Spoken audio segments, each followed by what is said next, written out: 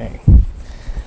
Well, a guy could get used to this kind of treatment, I must say. I have to be careful what I say because I have several of my congregants here, but I'm not sure I usually get that kind of response when I walk up to the lectern, but I will live in the moment, as they say, and appreciate this very much. Really, in truth, thank you all for being here today. Thank you for welcoming me with such open arms, and really, thank you for creating this unbelievable environment. In Hebrew, there is a word that we use called ruach. Ruach means, actually, in literal translation, means the wind, but it usually means spirit. And so when you hear a room full of people singing in this way, all together in one voice, it's really the definition of what ruach is ultimately all about. And that is one of the highest compliments I could possibly give to all of you. So I hope you will take it with the intent that it was given.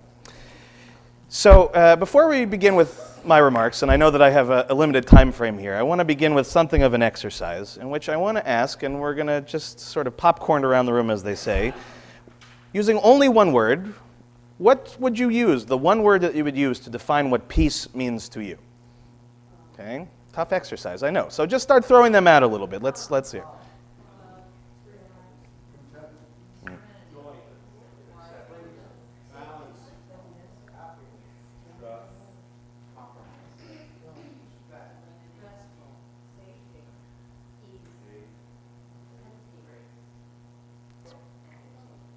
Beautiful. Content. If I said nothing else for the rest of the day, that simple exercise would have been powerful enough. Right? We oftentimes in our lives use words without often thinking about what those words really truly mean, not just to the world, but to us. Oftentimes it really begins with us. So all of the things that you said are completely accurate, completely true. Right? Peace has this remarkable ability to affect all of these different aspects of life. A sense of serenity, a sense of compromise, a sense of sort of inner calmness, a sense of a goal and achievement. Peace is really ultimately all of these things. So in Judaism, our challenge, especially with the language of Hebrew, which is a root language, a language in which one can read a three-letter root in a number of different ways depending on the context, we're often challenged to try to define concepts like peace. And when we use the word peace in English, does anybody know where it is derived from, its origins? So its earliest origins are Latin, the word pax. So you may remember that from all your years ago of learning about Pax Romana, right? In that context, it's really referring to a sort of an ease in which nothing terrible is taking place, right? It's sort of the opposite of something. But really the earliest concepts of the word peace actually are derived from Hebrew and derived ultimately from the Torah itself. So the challenge is that when you have what's called an ur text, a first text, the first version of something, how do you actually define the words themselves? You have no dictionary to base them off of another language. In other words, when we want to try to figure out what most of the words in English mean, we can look up their origins in Latin or in French or in what other languages. In Hebrew, it's much more challenging.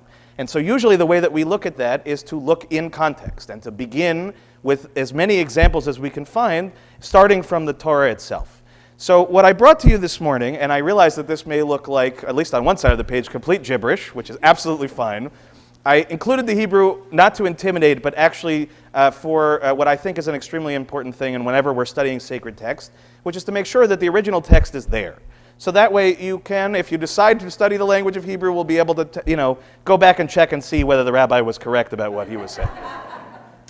So in my mind, the other element of today's speech, really want to focus on this idea of peace, but I also want to introduce all of you to the sort of Jewish way of processing and thinking about our relationship to concepts via our sacred texts.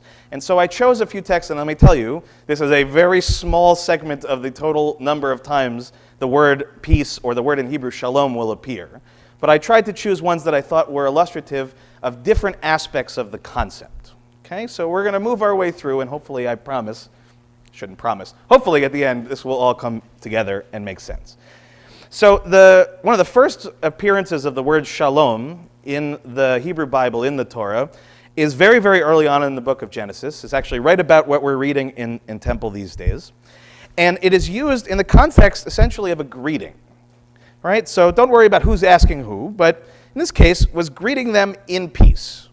And he said, "How is your aged father?" Okay, generally speaking, not a good way to refer to people in any case, but his idea is he wants to know in this particular case about Jacob. All right, so how is your aged father of whom you spoke?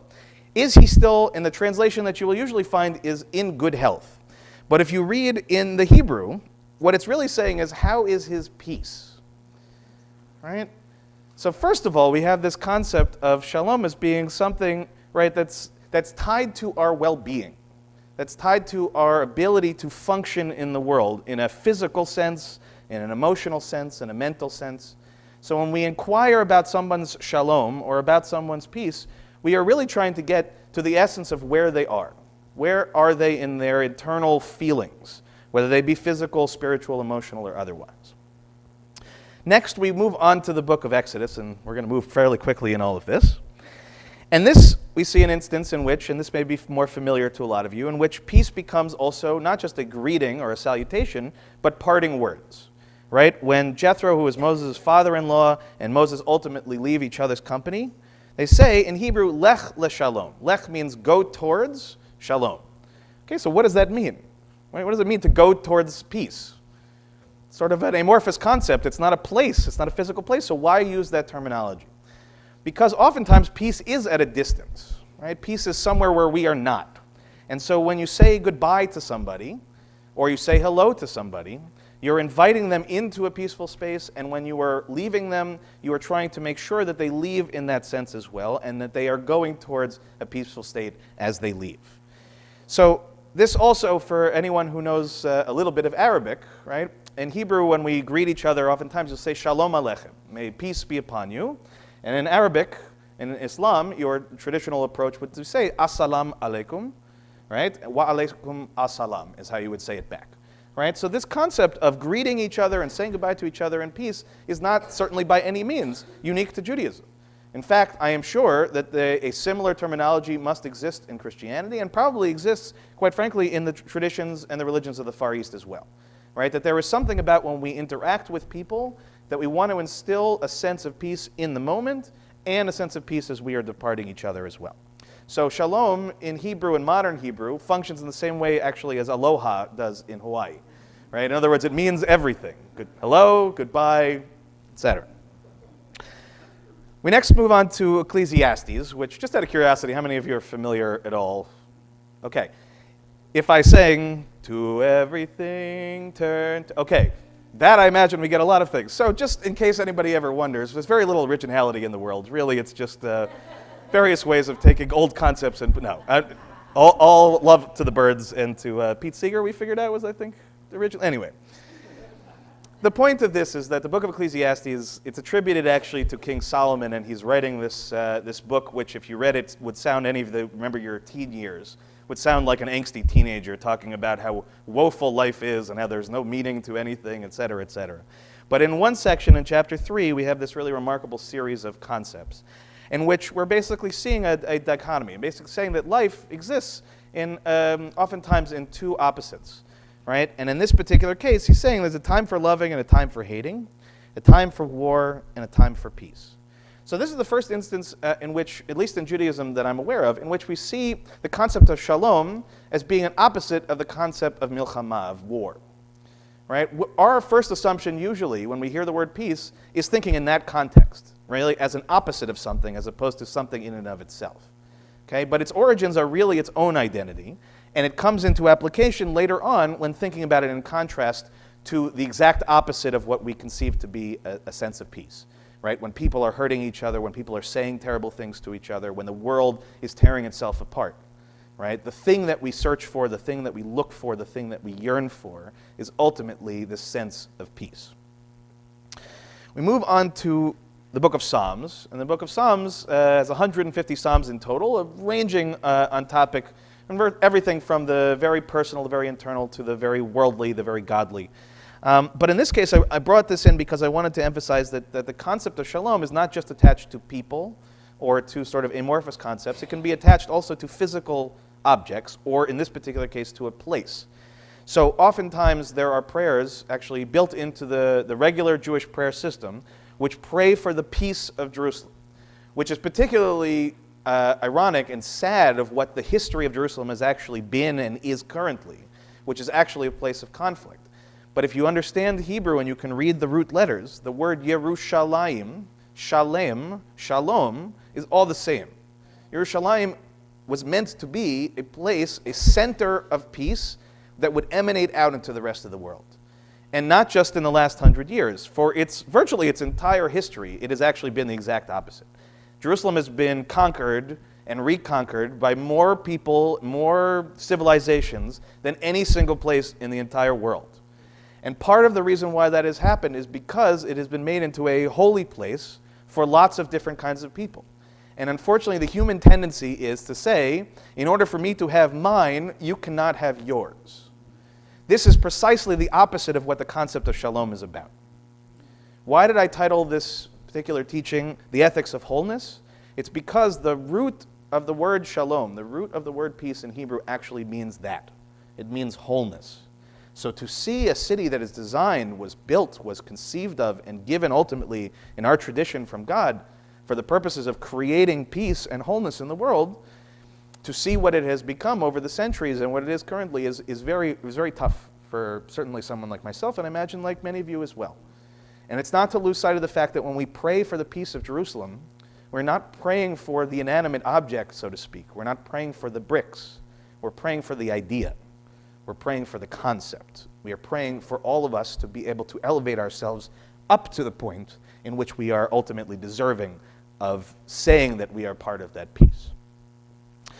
Moving further on, we've now moved out of the traditional core texts of original texts, I should say, of sacred texts of Judaism, right? What is referred to as the Tanakh, the books of the Torah, the 5 books of Moses, the books of the prophets, and the books of the writings.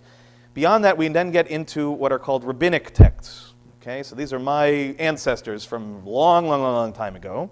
And Pirkei Avot is a collection of what would be called wisdom literature, witticisms, sort of ways of being, ways of thinking, that is part of a larger body of text known as the Mishnah, which then later on becomes a larger piece of text called the Talmud. Don't worry, I'm not testing you on any of these materials.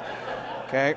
The key thing to understand is that basically if the Tanakh and the Torah is the heart and the soul of Judaism, the Mishnah, the Gemara, the Talmud is basically our intellect. It is the way in which we take the sort of what seemed like simple ideas, right? Create peace, live a peaceful life, but then we run up against reality. What does that mean? How do we do that? Give us some actual practical steps in order to get to that point. And that's really what the Talmud is ultimately about, and what this particular section of Pirkei Avot. Pirkei Avot means basically the wisdom of our ancestors, our fathers specifically, but I do not think in that term. I think all of our ancestors. So in this case, we have a teaching from the great Rabbi Hillel, who had a relationship with another rabbi in that era named Shammai, and they basically argued all the time. And Hillel won the argument 98% of the time, and poor Shammai only won about twice. It's like the, what was that team that always played the Harlem Globetrotters and loses? That's who Shammai ultimately was. Okay, but he has his moments. But Hillel is really one of our great rabbis. We go to him in many cases when we're trying to figure out answers to complicated questions. And in this case, he says, okay, look, I understand this is an amorphous concept, right? What does it mean to live a life of peace? So here's something that might help. Let's look to somebody who we identify with, who we look up to from our past, who can show us the way.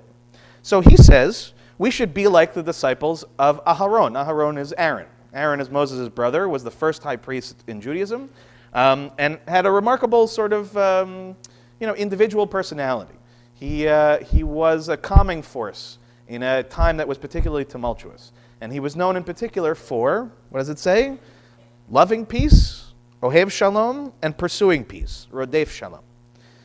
Both of these elements are extremely important. The loving peace part is key. Right? If we're going to do the work of creating peace in the world, we first have to understand and appreciate it internally. We have to love it. We have to make it a part of ourselves. We have to appreciate everything that peace means and represents to us individually and us collectively. And once we are able to create that sense internally, then we have a job to do. That is the important part of this. Judaism is not a religion, and I don't think any religion is, of simply living in the mind. Right? It is a connection to the world in which we live and the actions that we take, both small and large, both every single day and over a lifetime. So once we have instilled in ourselves this sense of deep love and appreciation for peace, then we must become rodfei shalom, pursuers of peace. And a rodef can be used in a positive or negative sense. It oftentimes appears in the Talmud actually when describing a situation in which you are being chased by someone else. Believe it or not, there are prayers in Judaism that are shortened in the event that you are being chased by wild animals or bandits on the road. So you can still say your daily prayers as you are running down the street. But it also means in the most positive sense, right, that there is not a moment, there's not a moment in our lives where we are not needing to take on that kind of mentality, to be chasing after the things that matter, to be using every ounce of our strength and our inner being to create the thing that does not yet exist, whatever it may be. And so I would say that this is not by any means a Jewish concept. This is a universal human idea, that every one of us has the potential to be a rodef shalom, to be a pursuer of peace. So if you'll flip over your page, I promise we're working our way. Now, my timekeeper, can you give me a sense of where we are? I know I'm a little ahead of time. I just want to make sure I'm not. Perfect. Boy, divine intervention, I should say. So on the next page, we've now moved from what's called the Mishnah, which is about 200 CE, to a section of the Babylonian Talmud, which is about 500 CE. And the same principle in which, again, the rabbis of that era are really trying to find practical applications for these ideas. So a lot of this is going to seem very confusing. Don't worry about that. I'll explain it afterwards, okay? So Rabbi Yeshua ben Korcha says, it is a mitzvah, a commandment, right? It's often translated as a good deed, but it actually is not. A mitzvah in Judaism is a commandment. It's an obligation, right? It is a mitzvah to mediate a dispute, as it is stated, and this is, again, whenever the rabbis of the Talmud are quoting an idea or creating an idea, they will create a connection, a hyperlink, as it were, to a core text from the Torah, from the prophets, or from the writings. So in this case, from the prophet Zechariah. So the prophet Zechariah says, execute the judgment of truth and peace in your gates. In other words, make sure that wherever you live, that truth and peace are of significant value to you. And then they ask a question, the rabbis say, but, right, is it not in the case that in a place where there is strict judgment, there is no true peace, and there is no strict judgment, and rather, which is the judgment that has peace within it? And you must say this is mediation as both sides are satisfied with the result. So what is this ultimately about? The challenge of the concept of peace is, on the one hand, we would all love to just live in blissful harmony, right? Every one of us probably would say, I would love to be at peace all the time. I would love to live in a community where there is peace all the time. The challenge is that human beings are human beings. And without a system in place of judgment, it's very hard to create that reality. There may be a few instances in the history of humanity which were fleeting, in which one could say there was really truly peace achieved, in which everybody was able to just simply be themselves, to live their lives, and not to affect the people around them in a negative way. But the reality is we know that's not usually the case. The problem is that when we become too judgmental, we become out of balance. Or when we focus too much on peace, we become out of balance in the other direction. And then in reality, Judaism's concept of all of this is that every idea can't exist on its own. It's part of a larger pastiche, right? A larger concept of ideas that emanate ultimately from our belief in God. And so the idea of creating peace also means that we have to create the circumstances in which peace can be actualized, but in a systematic kind of way. But not to become so focused on the judgmental aspect that we lose the sense of tranquility, the sense of comfort, the sense of connection that comes as well. And ultimately what the rabbis are saying is that actually the middle ground, and I'm forgetting who said it, but someone said compromise, I think, right, when we were defining the word peace. What they're saying here is actually mediation, but it's the same basic concept, right? Is how do we find the balance between things? And this brings us back to our earlier concept of wholeness, right? That what we are trying to create when we create shalom is a sense of that completion, a sense of wholeness. But the problem is if you use the image of two circles, for example, identifying two people and their issues, if you try to put those two circles together this way, yes, they may overlap with each other, but that's not what we're trying to create. That really what we're trying to do is each side is going to have to give up something, right? Imagine the two circles cut in half and then the two circles connected to each other. You've thereby created a wholeness between the two separate entities, right? That is the concept of creating peace, is oftentimes being a mediator, being someone who finds the compromise positions. And any of you that share a life with anyone, right? Anyone, and this will lead into my last comment, knows how important this is. So I know I'm running out of time, so I want to get to the last one here. So the last piece is what's called the Mishnah Torah. The Mishnah Torah was written by a great rabbi named Maimonides, or the Rambam, in the 12th century, who lived in Spain. And he basically tried as best as he could to take the complicated aspects of Judaism and make them simpler to understand. Right? In other words, that you open up the book and you're not sure how to do X, Y, or Z, you open up the Mishnah Torah and it will tell you basically this is what you do. So here he poses an interesting question. He says, if there's a person who has limited financial resources and must choose between lighting the Sabbath lights, which is an obligation, a mitzvah, or the Hanukkah lights, or between the Sabbath lights and the wine for Kiddush, which is the sanctification of Shabbat, the lighting of his home should take priority. Why? So as to sustain peace in the house. This is referred to as Shalom Bayit. Bayit means a home. So, right? This is actually one of the most important concepts in all of Judaism, and it overrides any number of other mitzvot. Lest you think that this is a simple question, it is not. Right? The lighting of Shabbat candles and the sanctification of Shabbat through wine are two of the most important obligations in Jewish life. To not do them for the sake of just making sure that you can turn the lights on in order to preserve the peace in your home is not a small statement.